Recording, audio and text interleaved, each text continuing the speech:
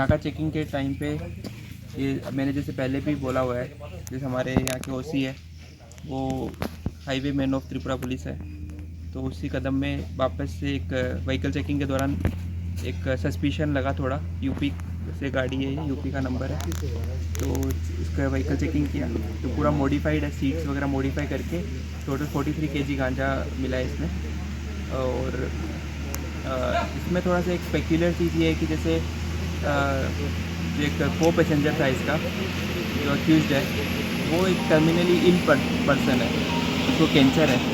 तो जो ये नेटवर्क चला रहा है गांजा का, वो हो सकता है कि इस टर्मिनली इल पर्सन को यूज करके कि भाई उसको पैसे की ज़रूरत है मे बी, तो इस तरीके से ये गांजा त्रिपुरा के बाहर सप्लाई करने का ट्राई किया होगा इसने।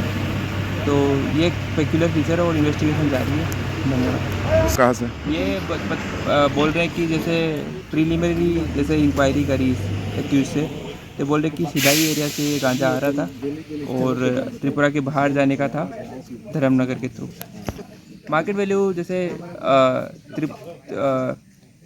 यहाँ पे तो जैसे मार्केट वैल्यू अपन आउटसाइड मेनलैंड देखे तो 43 केजी गांजा है।